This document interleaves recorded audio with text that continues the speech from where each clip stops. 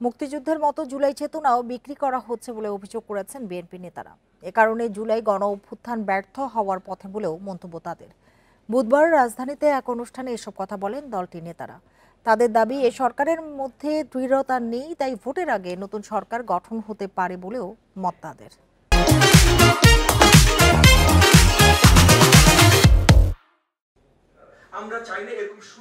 ২৪ জুলাই স্বৈরাচার বিরোধী আন্দোলনে ছাত্র জনতার ভূমিকা নিয়ে জুলাই গণ অভ্যুত্থান শীর্ষক এ সেমিনার। রাজধানীর একটি হোটেলে এই সেমিনারে যোগ দেন বিএনপি সহ বিভিন্ন রাজনৈতিক দল ও শ্রেণী পেশার প্রতিনিধি।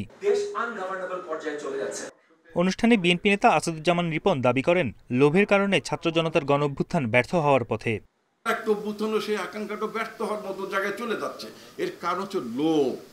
এর কারণ হচ্ছে এই জায়গাগুলোতে যারা নেতৃত্ব দিয়েছিলেন সেই লোকগুলো দুর্নীতিতে জড়িয়ে পড়েছে। ইউনুস গভর্নমেন্ট 1, ইউনুস গভর্নমেন্ট 2, এরপর অন্য কিছু, এরপর অন্য কিছু, ইত্যাদি ইত্যাদি ইত্যাদি। কেন মনে হবে এই কথাটা?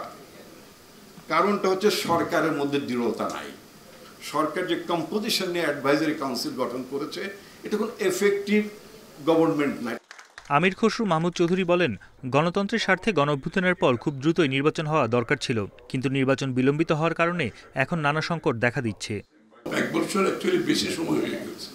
আমাদের অনেক আগে নির্বাচন প্রক্রিয়ার মাধ্যমে দেশটাকে একটা ডেমোক্রেটিক অর্ডারে চলে যাওয়ার কথা ছিল, এবং এই না যাওয়ার কারণে দেশ কিন্তু দিন দিন নিচের দিকে যাচ্ছে। তারা কিন্তু এখন আস্তে আস্তে আরম্ভ করছে নির্বাচন হয়ে যাওয়ার পরে সিদ্ধান্ত নেবে। তারা কিন্তু অবজারভেশনে আসছে, দেখছে, ব্যবসায়ীরা প্রস্তুতি নিচ্ছে নির্বাচন উত্তর পরবর্তীতে বিনিয়োগ করবে। দেশ ও গণতন্ত্রের স্বার্থে সবাইকে ঐক্যবদ্ধ থাকার আহ্বানও জানান বিএনপি নেতারা। বনি ইবনে কামাল, ইন্ডিপেন্ডেন্ট নিউজ, ঢাকা।